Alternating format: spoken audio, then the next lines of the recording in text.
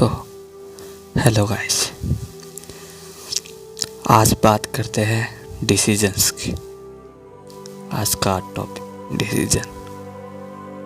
Decisions छोटे हो या बड़े डायरेक्टली इफेक्ट करते हैं आपकी लाइफ को। तो डिसीजन का सही होना बहुत ज़रूरी है। Your decision can make you and your decision can also break you. बचपन में तो खाने से लेकर पढ़ने से, लिखने से, खेलने कूदने सब हमारे पेरेंट्स डिसाइड करते हैं। तो उन डिसीजन पर तो आँख बंद करके भरोसा होना चाहिए, क्योंकि पेरेंट्स कभी अपने औलाद का बुरा नहीं चाहते। और शायद उस समय आप भी अपने फैसले खुद लेने के काबिल नहीं होते। बट मैं बात कर रहा हूँ जब आप अपने फैसले लेने के काबिल हो जाते, जब आप अपने लाइफ के लिए फैसले लेते हैं। आपने सुना होगा कि वो क्विक डिसीजन मेकर है। तो अगर आपको सिचुएशन के अनुसार डिसीजन लेने आते हैं तो आप एक अच्छे क्विक डिसीजन मेकर हो या बन सकते हो। पर अब यहाँ बात आती है the decision that make your life. और ये फैसले लेने आसान नहीं होते।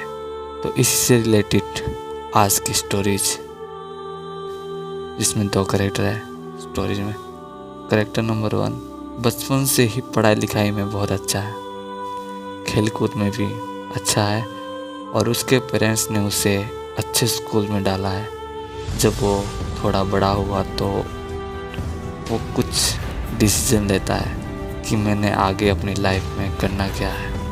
अभी उसको उस रास्ते का ABCD कुछ नहीं पता जहाँ वो जाना चाहता है, पर डिसीजन लेता है कि करना है। उस रास्ते के लिए नॉलेज लेता है कि कैसे कैसे आगे बढ़ना है, फिर उसको अपना गोल बनाता है। लेकिन जब उसके पेरेंट्स, आसपास के लोग उसे समझाते हैं कि इस रास्ते पर कुछ नहीं रखा जिसमें वो जाना चाहता है, तो उसे डर, negative thoughts, discuss with small minded people, ये या कुछ भी कहो, ऐसा करने से, सबको अपने ड्रीम्स के बारे में बताने से लोगों को, जिनको आपसे कुछ नहीं लेना, अपना फैसला बदल देता है, अपने डिसीजन पर टिका नहीं रहता।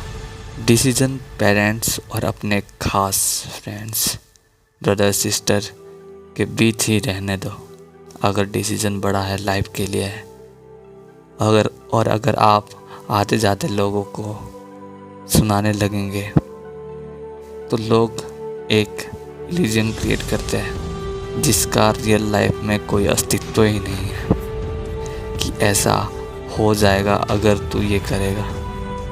पर अगर आप ध्यान से देखेंगे तो डिसीजन में रिस्क तो है, per your decision bring you somewhere, कहीं तो लेके जाता। When you at the stage of death, तब आपको याद करके खुशी होगी कि यस, मैंने वो किया जो मैंने करना था। You do not have any regret. और अगर लोगों की बातों में आकर अपने फैसले ही बदल दिए, क्योंकि लोग वो बोलते हैं जो शायद होना पॉसिबल नहीं है, लेकिन आपको रोकने के लिए, आपको डरा के फिर आपके माइंड सेट को चेंज किया जाता है कि इससे ऐसा हो जाता है। Then it's your decision. और पहले भी कहा जा चुका है कि decision can make you and decision can break you. तो वो फैसले से डगमगा जाता है। अब कैरेक्टर नंबर 2 है, वो भी हर चीज़ में अच्छा है बचपन से ही। बस एक चीज़ उसमें खास है कि अगर वो सही है then he fight for it. वो चाहे स्कूल में टीचर हो या कहीं और जगह, जहाँ वो सही है वो वहाँ सही रहता है। और यही आपसे कहा जा रहा है कि you have to fight for your dreams. अब उसने भी लाइफ में कुछ करने का डिसाइड किया, और सेम सिचुएशन उसे भी अभी कुछ पता नहीं था, बस उसने नॉलेज ली थी कि इसमें ऐसा होता है, और उसको साइड इंटरेस्ट आया और उसी को अपना गोल बनाना चाहता था। But he decided to be big. तो बात ये नहीं कि आप जब किसी फील्ड में धुरंधर बन जाओगे तभी सब हो सकता है।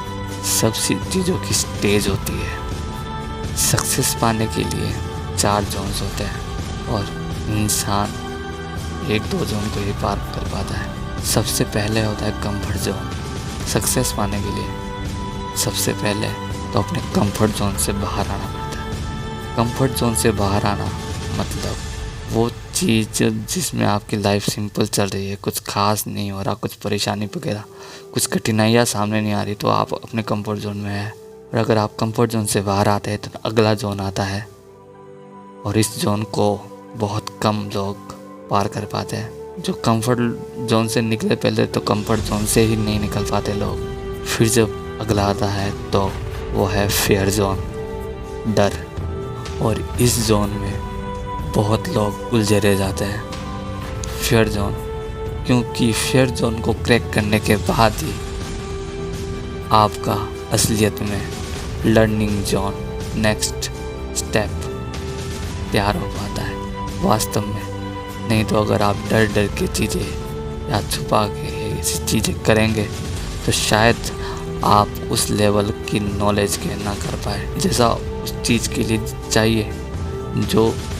जो नॉलेज उस चीज़ को बनाने के लिए चाहिए, अपने आप को सक्सेस करने के लिए चाहिए, उस नॉलेज को आप नहीं गेन कर पाएंगे जब तक आप फेयर जोन से बाहर नहीं आ जाते। फेयर जोन के बाद लर्निंग जोन शुरू होता है। लर्निंग जोन जब स्टेबल लर्निंग जोन लर्निंग कभी ख़त्म नहीं होती, लेकिन जब लर्निंग हो जाती है तब नेक्स्ट आता है आपका ग्रोथ जोन। लेकिन ग्रोथ जोन तक पहुंचने के लिए इन 3 स्टेजों को पार करना पड़ता है और इन सब चीज़ों में मेहनत, डिसिप्लिन लगता है। मेहनत, डिसिप्लिन, कंसिस्टेंसी, यही आपको ग्रोथ जोन तक ला सकती है।